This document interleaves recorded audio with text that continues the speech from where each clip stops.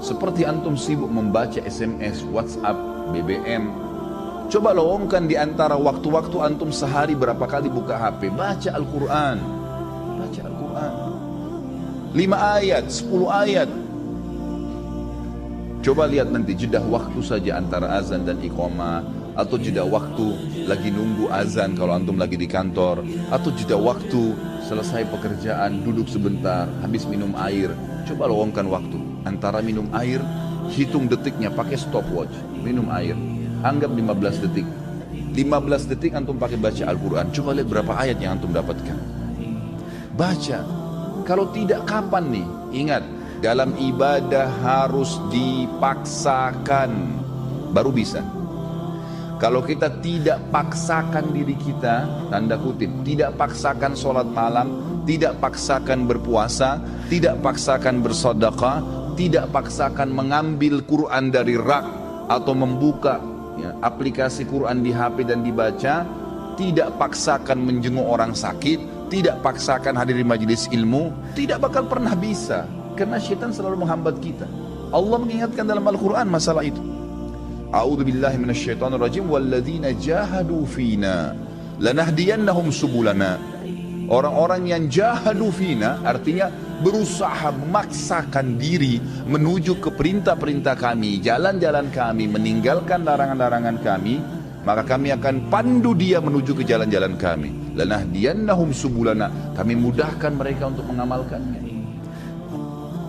Karena prinsip dasarnya dalam masalah ibadah, ikhwan dan akhwat sekalian, sekali kita ketinggalan ibadah itu, sulit sekali untuk mengulanginya. Puasa Senin Kamis, kenapa antum gak puasa nih? Saya masih bingung kenapa ada orang gak puasa. Antum mati kalau puasa. Alasannya hanya karena panas, alasannya hanya karena kantor. Lalu kapan panas itu hilang? Gak bakal hilang. Tapi sekali Senin antum gak puasa, maka di buku amal antum nanti sampai hari kiamat kosong dari puasa Senin itu. Rugi sendiri. Ini butuh sebuah keyakinan, ada janji Allah di situ. Dan maghrib nggak kemana-mana, akan datang maghrib itu, akan datang maghrib. Kita akan buka puasa, Allah bukan menzalimi hambanya. Syaitan akan terus membisikkan dari pertama kita mau sahur, atau bahkan mungkin tidak sahur, kamu tidak sahur nanti lemas. Itu semua godaan syaitan tepis. Manusia itu bisa hidup tanpa makan, tanpa minum minimal 3 hari. Tidak makan, tidak minum bisa hidup 3 hari. Nggak usah antum khawatir gitu. Apalagi maghrib nanti sebentar, nanti sampai 5 detik, sedetik pun sebelum azan, syaitan masih godain supaya batalin puasanya. Dan dia akan kalah pada saat dengar azan, antum minum. Makanya kata Nabi SAW, "Lis-sha'imi farhatan." Orang yang puasa punya 2 kemenangan dan kegembiraan. Farhatun inda fitri, gembira yang dia dapatkan pada saat buka puasa. Di sini makna hadisnya bisa berarti kegembiraan pada saat dia minum karena hausnya hilang. Bisa kegembiraan karena dia berhasil mengalahkan syaitan. Dia akan dapat pahalanya. Wa farhatun inda liqa'i rabbi, dan kegembiraan pada saat dia bertemu dengan Tuhan. Saya sering sampaikan di pengajian saya. Kalau seandainya kita masbuk sholat subuh 1 rakaat, mungkin ada uzur, mungkin sakit perut, anggaplah, ketiduran, anggaplah. Tapi uzur ini hanya akan melepaskan kita dari hukuman Allah Subhanahu wa taala, kalaupun di perbuatan itu ada hukuman. Tapi ingat, kehilangan pahala nggak bisa diperbaikin. Beda antara orang yang ketiduran masbuk 1 rakaat dengan orang yang dasarnya memang bangun dan tiap hari dia paksakan dirinya untuk mendapatkan dari rakaat pertama. Beda pahala, walaupun sama-sama hadir subuh. Dan yang masbuk 1 rakaat sampai hari kiamat, dia tidak akan pernah bisa memperbaiki kekurangan 1 rakaatnya itu. Coba kalau kita masbuk misalnya, pas datang imamnya sudah rakaat kedua, masih bisakah kita bilang, imam maaf kembali ke rakaat pertama untuk kita ikut dari awal takbiratul ihram? Gak bisa. Berarti orang yang ikut dari awal sama imam, dari Allahu Akbar sudah dicatat pahala oleh malaikat, dari iftitah sudah ada pahalanya, dari Al-Fatihah sudah ada pahalanya, dari surah yang dibaca ada pahalanya, ruku ada pahalanya, gerakan dan bacaannya, itidalnya, kemudian terus 1 rakaat sujudnya. Bukankah kata Nabi SAW, ya, Tidak ada seorang pun yang sujud satu kali untuk Allah kecuali Allah akan tinggikan derajatnya. Waktu seorang sahabat berkata, ya Rasulullah, saya ingin bersama dengan anda di surga. Kata Nabi SAW, ada yang lain kau minta? Dia bilang, tidak ada ya Rasulullah, itu saja, saya ingin bersama anda di surga, pandu saya untuk itu. Kata Nabi SAW, bantu saya agar kamu bisa bersama saya di surga dengan memperbanyak sujud. Sekali kita kehilangan sujud, tidak bisa diperbaiki. Nanti kita sujud memang, tetapi kata para ulama, orang yang masbuk, yang dia dapat berjamaah, dapat pahala jamaah, yang dia masbuk yang tersisa, itu akan mendapatkan pahala yang bukan berjamaah lagi.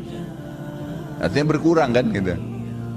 Dosakah dia? Tidak dosa, nggak ada hukuman di depan Allah SWT karena dia ada uzur ya. Tetapi perlu jeli teman-teman sekalian memahami bahwasanya tidak bisa terulang peluang ibadah itu. Saya pernah menemukan seorang ibu dengan anaknya miskin luar biasa, pakainya saya lihat gitu. Saya habis ta'lim di kampung Melayu. Kemudian saya keluar, dia beri isyarat minta uang gitu. Saya memang sudah niat mau membantu. Saya bilang sebentar bu ya, karena saya lihat ibu itu duduk di bawah pohon gitu. Saya memang sudah niat mau memberikan apa yang saya dapatkan dari ceramah diberikan oleh majelis taklimnya. Kemudian saya sholat dulu bu, buru-buru karena saya takut iqamah, waktu itu sudah azan. Saya pun pergi ke sana, kemudian saya sholat berjamaah. Saya lupa nih kalau ada yang minta tadi. Habis sholat duhur, saya selesaikan juga sholat nafilahnya di situ ba'diyah duhur, baru saya pulang, baru saya kembali. Mobil saya parkir kebetulan di dekat majelis taklim dan dekat pohon yang ada ibu minta-minta tadi. Subhanallah, tuh saya kembali, tiba-tiba saya lihat pohon tersebut, saya teringat, wah tadi ibu yang minta nih. Mana dia? Saya cari nggak ada. Cari keliling nggak ada, sampai saya naik mobil saya 3 kali ikhwah sekalian putar balik di situ. Nyari ibu itu mana? Bilang nggak ada, sudah pergi. Pada saat itu subhanallah, Allah masukkan dalam hati saya penyesalan yang luar biasa. Khalid, berapa menit tadi itu, berapa detik kamu korek kantong kamu untuk kasih ke fakir miskin ini. Sekarang dia sudah pergi, kamu mau dapat pahala dari mana dari orang ini lagi? 3 kali saya putar nggak ketemu sama orang itu. Semenjak itu ikhwah-ikhwat sekalian saya tidak pernah tunda. Kapan ada kesempatan tidak boleh ditunda. Karena ini tidak bisa terulang lagi gitu kan. Nabi kita Muhammad SAW dalam hadis Bukhari selesai sholat asar tiba-tiba berdiri dengan sangat cepat, lalu melewatin para sahabat ke rumah beliau. Sahabat semua heran. Kata para sahabat yang meriwayatkan hadis ini, kami heran melihat cepatnya gerakan Nabi SAW. Gak lama kemudian sahabat masih berzikir, Nabi SAW kembali lagi dengan tenang, lalu duduk kembali menyambung zikirnya. Para sahabat bertanya, ya Rasulullah, mudah-mudahan ada kebaikan, kenapa tadi anda melakukan gerakan begitu cepat? Apa kata Nabi SAW? Perhatikan. Kata Nabi SAW, tadi sebelum sholat asar, saya sudah mengumpulkan sesuatu yang ingin saya keluarkan, yang ingin saya bagikan, saya infakkan, saya sedekahkan. Namun, saya tadi tersibukkan, tidak sempat saya keluarkan sebelum sholat. Maka saya ke rumah saya, kemudian saya membagikannya seperti yang saya inginkan, lalu saya kembali berzikir. Jadi Nabi SAW pada saat lupa ingat langsung menyelesaikan, lalu kembali lagi berzikir. Bayangkan ya, bagaimana cepatnya Nabi SAW mengerjakan sebuah amal saleh. Jangan ketinggalan ikhwah-ikhwat sekalian. Sibukkan diri dengan puasa, sibukkan diri dengan ibadah. Jauhi tontonan, jauhi dengaran. Tidak ada orang yang terbangkitkan syahwatnya tanpa sebab, tanpa pemicu. Dia tonton yang tidak benar, maka muncul syahwatnya. Membayangkan yang tidak-tidak. Tidak mungkin muncul syahwatnya tanpa mendengar sesuatu. Tidak ada orang dengar Quran itu syahwatnya bangkit. Nggak ada orang hadir majlis ta'lim begini dan disampaikan ilmu syahwatnya bangkit. Nggak mungkin kan? Kapan syahwatnya bangkit? Kalau yang didengar itu lagu-lagu cinta, lagu-lagu yang tidak masuk di akal, yang membangkitkan syahwat. Untuk apa? Allah mengatakan dalam Al-Quran, Inna sam'a wal basara wal fuada kullu ulaika kana anhu mas'ula. Hati-hatilah pendengaran kalian, penglihatan kalian, hati kalian bertanggung jawab semuanya pada hari kiamat. Allah nggak kasih kita mata ini untuk melihat yang haram. Allah nggak kasih kuping untuk dengar yang haram. Allah nggak kasih lisan untuk mengucapkan yang haram, tangan untuk menjama yang haram, kaki melangkah yang haram, kemaluan ditumpahkan yang haram. Allah kasih kita fasilitas untuk lihat yang baik, telinga dengar yang baik.